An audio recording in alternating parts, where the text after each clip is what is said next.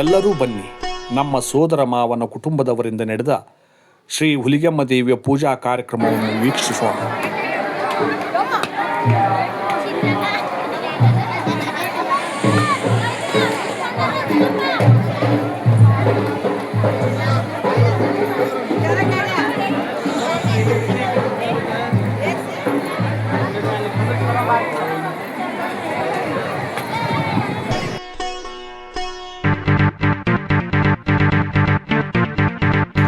ಶ್ರೀ ಹುಲಿಗೆಮ್ಮ ದೇವಿಯ ಪೂಜಾ ಕಾರ್ಯಕ್ರಮ ನೆರವೇರಿಸೋದಕ್ಕೋಸ್ಕರವೇ 3 ವರ್ಷಗಳಿಂದ ಉತ್ತಮ ರೀತಿಯಲ್ಲಿ ಬೆಳೆಸಿದ ಕುರಿಗಳನ್ನು ಅವರ ಪೂಜೆಗಾಗಿ ಸಿದ್ಧಗೊಳಿಸುತ್ತಿದ್ದಾರೆ.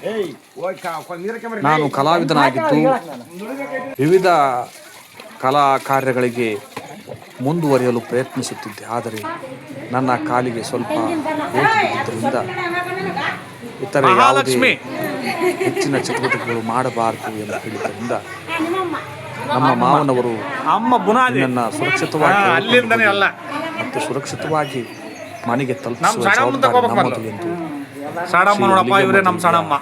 ಸನ್ನಿಧಿಗೆ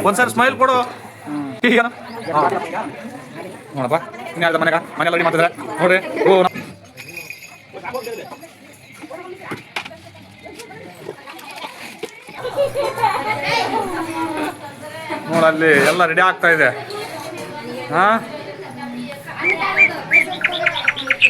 ರೆಡಿ ಆಗ್ತಾ ಇದೆ.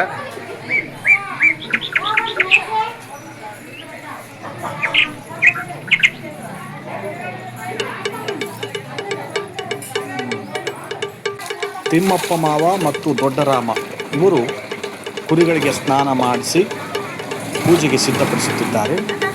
ದೊಡ್ಡರಾಮ ಕುಟುಂಬದವರು ಈ ಪೂಜಾ ಕಾರ್ಯಕ್ಕೆ ಎಲ್ಲ ಸಿದ್ಧತೆ ಮಾಡಿಕೊಂಡರು.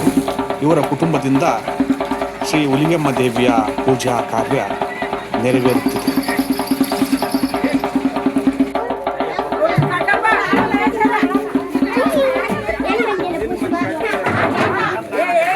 ಬಂದಿದ್ದ ಎಲ್ಲ ಬಂಧು ಬಳಗದವರು ಸಿದ್ಧರಾಗಿ ಲಾರಿ ಅಂದರೆ ಮೆಟೆಡೋರ್ ಎಂದು ಕರೆಯುವ ದೊಡ್ಡದಾದ ಲಾರಿಯಲ್ಲಿ ಎಲ್ಲ ಸಂಬಂಧಿಕರು ಸಿದ್ಧರಾಗಿ ಕುಳಿತುಕೊಂಡರು.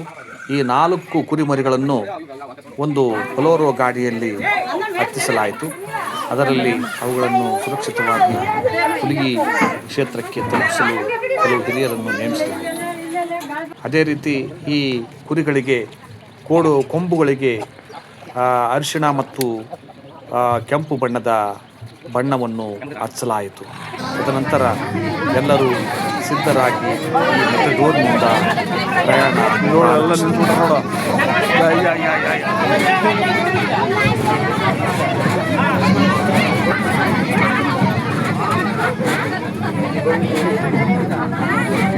ಸರಿಸುಮಾರು 400ರಿಂದ 500 ಸಂಬಂಧಿಕರು ಲಾರಿ ಮತ್ತು ಮೆಟೆಡೋರ್ಗಳಲ್ಲಿ ಬಂದು ರಾಮಸಾಗರ ಬುಕ್ಸಾಗರ ಸಮೀಪದ ಒಂದು ದೇವಸ್ಥಾನದ ವಿಶಾಲವಾದ ಬಯಲಿನಲ್ಲಿ ಮಧ್ಯಾಹ್ನದ ಉಪಹಾರ ಸೇವಿಸಲು ತಂಗಿದೆವು. ಅಲ್ಲಿ ಗಣೇಶ ದೇವಸ್ಥಾನದ ಮುಂಭಾಗದಲ್ಲಿ ಇರುವಂತಹ ವಿಶಾಲವಾದ ಸ್ಥಳದಲ್ಲಿ ಎಲ್ಲ ಬಂಧು ಬಳಗದವರು ಕುಳಿತುಕೊಳ್ಳಲು ವ್ಯವಸ್ಥೆ ಮಾಡಿದೆವು. ಅಲ್ಲಿ ಕುಳಿತುಕೊಂಡ ನಂತರ ಅವರಿಗೆಲ್ಲ ತಂದಿದ್ದ ಫಲವನ್ನು ಬಡಿಸಿದೆವು. ಅದನ್ನು ಎಲ್ಲರೂ ಸೇವಿಸಿದ ನಂತರ ಪುನಃ ಆ ಮೆಟೆಡೋರನ್ನು ಹತ್ತಲು ಎಲ್ಲರಿಗೂ ತಿಳಿಸಲಾಯಿತು. ಇಲ್ಲಿನ ಜನರಿಗೆ ಕುಡಿಯುವ ನೀರಿಗಾಗಿಯೇ ಫಿಲ್ಟರ್ ವಾಟರ್ನಿಂದ ತಯಾರಿಸಿದಂತಹ ಕೆಲವು ಪಾಕೆಟ್ಗಳನ್ನು ತಂದು ವಿತರಿಸಲಾಯಿತು. ಅದನ್ನು ಕುಡಿದು ನಂತರ ಕೈ ತೊಳೆದುಕೊಂಡು ಪುನಃ ಮೆಟೆಡೋರ್ ಹತ್ತಲು ತಿಳಿಸಿದೆವು.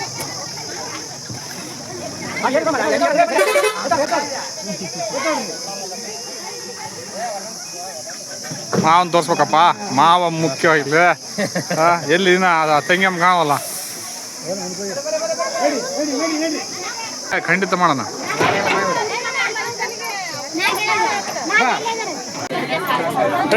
ನೋಡ್ರಿ ಎಲ್ಲಾರು ಬರ್ತಿದ್ರಿ.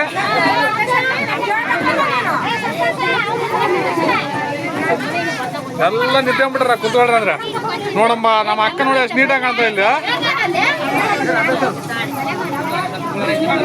ಇಷ್ಟು ಜನ ಇದ್ವಿ ನಾವು ಹುಲಿಗಿಗೆ ಹೋಗುವಾಗ ಅನ್ನೋದು ಒಂದು ನೆನಪು.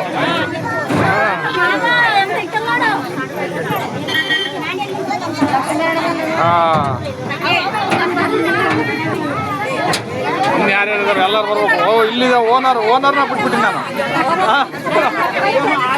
ಎಲ್ಲಿದೆ ಆಗ್ತೆ ಈಗ ರೆಡಿ ಅಲ್ಲ ನೋಡಿ ಆಗ್ತೆ.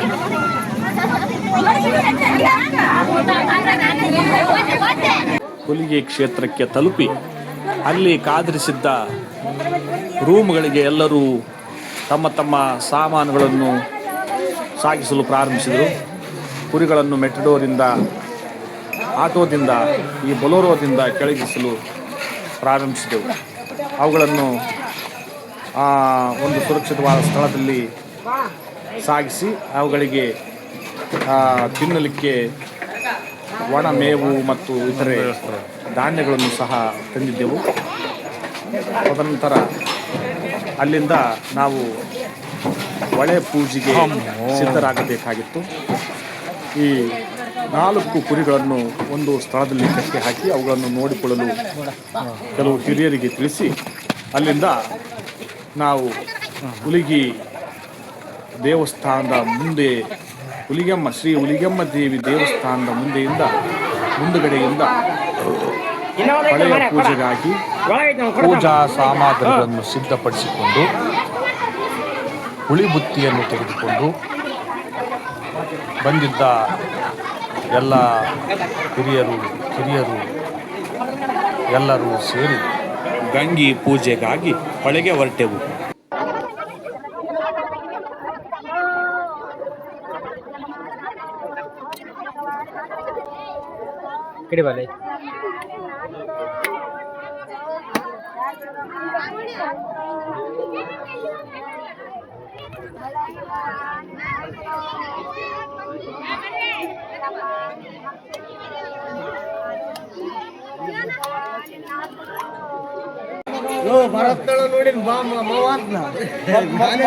ನಾವೆಲ್ಲ ಅಲ್ಲಿ ಅಲ್ಲ ನಮ್ಮ ಮೊದ್ಲು ಕೂಡ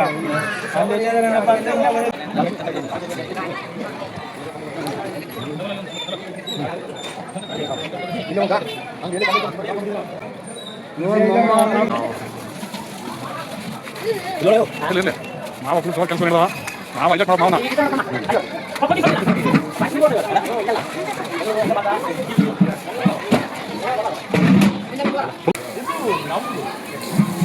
ಶಾಬಾಷ್.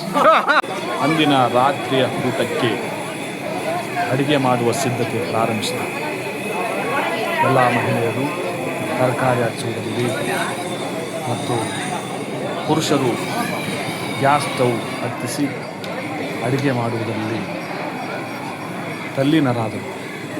ಅಡಿಗೆ ಆದ ನಂತರ ಎಲ್ಲರೂ ಊಟ ಮಾಡಿ ಶ್ರೀ ಹುಲಿಗೆಮ್ಮ ದೇವಿಯ ಮುಂದಿನ ರಸ್ತೆಯಲ್ಲಿರುವ ಜಗಮಗಿಸುವ ದೀಪಗಳ ಮಧ್ಯೆ ಆಟಿಕೆ ವಸ್ತುಗಳನ್ನು ಮತ್ತು ಎಕ್ಸಿಬಿಷನ್ಗಳನ್ನು ನೋಡುತ್ತಾ ಮಕ್ಕಳೊಂದಿಗೆ ಸುತ್ತಾಡಿದೆವು. ಅಲ್ಲಿನ ಕೆಲವು ಆಟಿಕೆಗಳ ಜೊತೆ ಮಕ್ಕಳನ್ನು ಆಡಿಸುತ್ತಾ ಎಕ್ಸಿಬಿಷನನ್ನು ನೋಡುತ್ತಾ ಸುತ್ತಾಡಿದೆವು. ಎಲ್ಲರೂ ಸೇರಿ ಅವುಗಳನ್ನು ನೋಡುತ್ತಾ ಆನಂದಪಟ್ಟೆವು. ಮಕ್ಕಳಿಗೆ ತೋರಿಸುತ್ತಾ ಮರುದಿನ ನಾವು ಈ ಆಟಿಕೆಗಳೊಂದಿಗೆ ಆಟ ಆಡಬಹುದು. ಈ ದಿನ ಬಂದಿದ್ದೇವೆ, ಮರುದಿನ ಎಲ್ಲ ಮಕ್ಕಳು ಈ ಸುತ್ತಾಡುವ ಟ್ರೈನ್ನಲ್ಲಿ ಈ ಕುದುರೆಗಳ ಮೇಲೆ ಮತ್ತು ಈ ಜೋಕಾಲಿಗಳ ಇಲ್ಲಿ ಕುಳಿತುಕೊಂಡು ಆಟ ಆಡಿಸುತ್ತೇವೆ ಎಂಬುದಾಗಿ ತೋರಿಸುತ್ತಾ ಅವುಗಳನ್ನು ನೋಡಿ ಸವಿದರು. ನಂತರ ಅಲ್ಲಿಂದ ಬಂದು ಎಲ್ಲರೂ ರೂಮಿನಲ್ಲಿ ಮತ್ತು ಬಯಲಿನಲ್ಲಿ ವಿಶ್ರಾಂತಿಯ ನಂತರ ಬೆಳಗ್ಗೆ ಉಪಾಹಾರಕ್ಕಾಗಿ ಉಪ್ಪಿಟ್ಟನ್ನು ಸಿದ್ಧಪಡಿಸಿದ್ದೇವೆ. ಉಪ್ಪಿಟ್ಟನ್ನು ಸೇವಿಸಿ ಮುಖ್ಯವಾದ ಪೂಜೆ ಹೇಗೆ ನಡೆಯುತ್ತು ಎಂಬುದನ್ನು ಮುಂದಿನ ವಿಡಿಯೋದಲ್ಲಿ ನೋಡೋಣ. ನಮಸ್ಕಾರ.